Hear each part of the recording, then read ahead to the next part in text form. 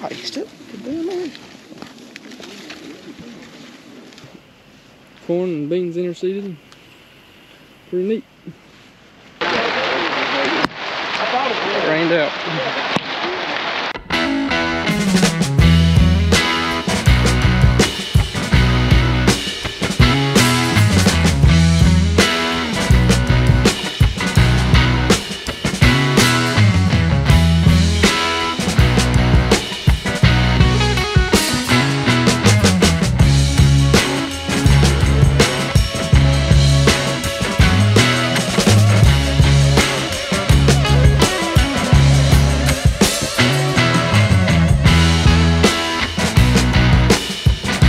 Hello everyone, welcome back to Ruth Farms.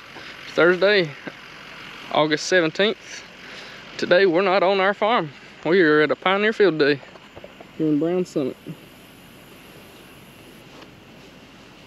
Some corn and beans interseeded. Pretty neat. Try to get you guys a little film here and there. This is an irrigated farm, so it's different from our farm.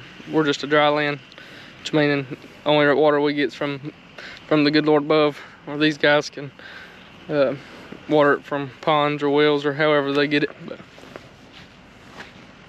corn's a little short, but it's got some pretty good size ears on it.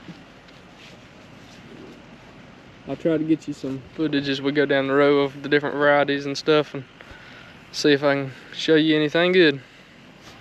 Here, so you can kind of see that. Feel free to step out in the corner.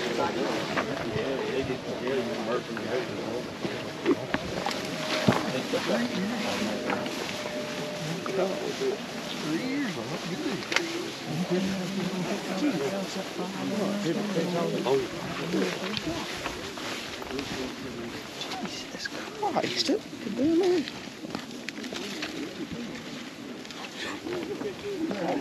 I believe that's the racehorse you're talking about. So 14, 8, 30 there. Again, new number. Actually kind of surprising us a little bit. Maybe didn't start out with the greatest intentions there, but really looks good now from what we see for it. Probably will high end play. But again, more info to follow. 1511 and 1608 behind me came out last year. Kind of came out together. They're not related, but I kind of talk about them together just because they're that middle maturing variety.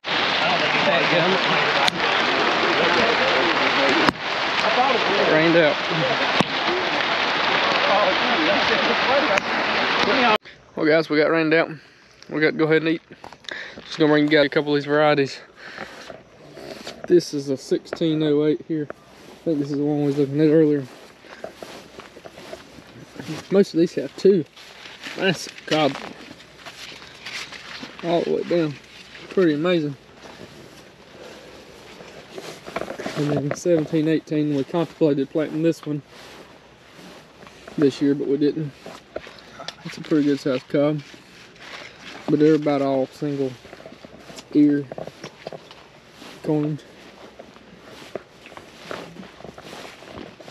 That right there, that's just a monster. Yeah, right here. Right back over there. Here's one I had shucked back. That's a pretty cob.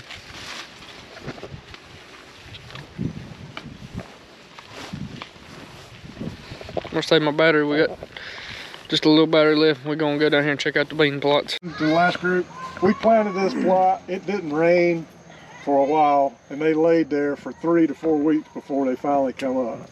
And I couldn't believe they really, I mean, we got as good a stand as we did, but they were treated beans, and they literally laid there for 3 to 4 weeks before we got a stand. But the indeterminates didn't do quite as good as the determinants because time. Good afternoon, guys. It's Friday, August the 18th. Probably didn't give y'all much of an outro on the soybean corn field day we went to yesterday. Sorry, I had to think what I was trying to say there. It went good. You know, it was neat to see what irrigated corn and all look like. Anyway, so this evening, my wife's actually been sick. She had the COVID. She's starting to get over it, so we took a Kubota ride and went and rode around some fields, and just going to kind of show you guys a little bit of an update, just kind of show you some of our crop conditions and different things. And So you guys can kind of see what we're going through. We need some rain badly for the beans. The corn is pretty much done. I mean, it's not going to do much more. It's just filling out what little bit of grain's left. Some places the stalks and everything's about dead. But anyway, here's some of our... So to begin with, here is a couple cobs we had. This is off some, you know, shallower ground, higher ground. This is 5, 6, 7, 8, 9. That's a 14 round cob. That don't look too terrible. This is kind of a dry area of the field. This is probably the same. Yep, so there's two 14 rounds. Here's one we got from a good, you know, place with more moisture. That's a pretty good sized cob right there. This one is.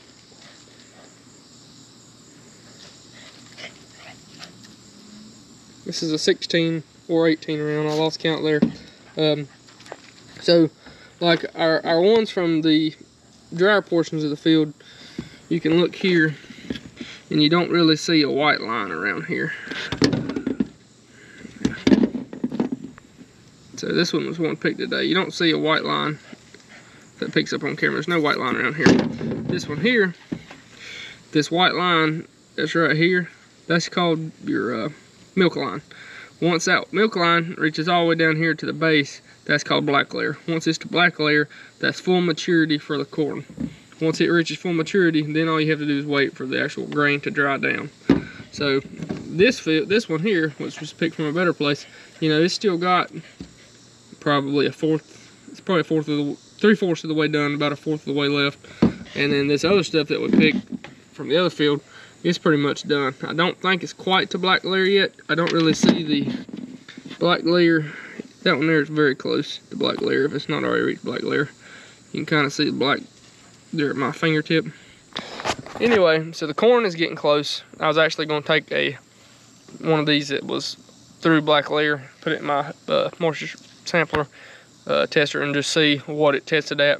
We would love to have some. We could combine here in a week or two, just enough to have maybe a little dove plot or something, but I don't think it's going to happen because there's enough better corn mixed in that I don't think we're going to be able to get to it. So I had a few guys that wanted to see the millet that we drilled for the buddy.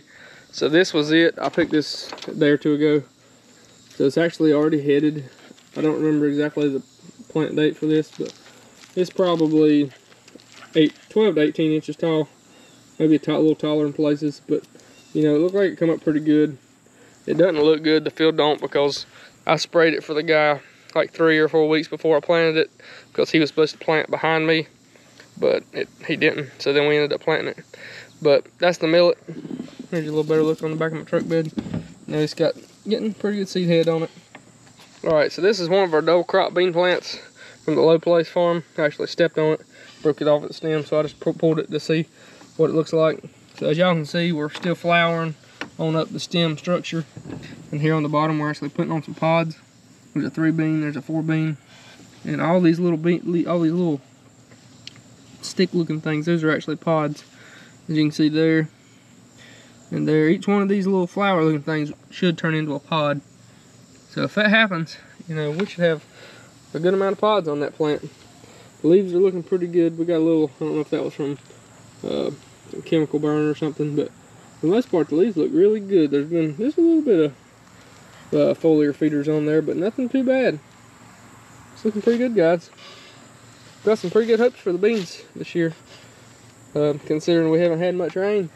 If y'all can see that across my yard over there, got some double crops there. Those are an Asgrow 54, I think, Extend Flex, and these are a Norfolk King 48 Extend Flex 4.8 maturity. So, well, that's the crops for you. I'm gonna shuck a little bit of this corn, not shuck it, take it off the cob and put it in my tester and just see what we're at. Just got our tester loaded up, corn high moisture.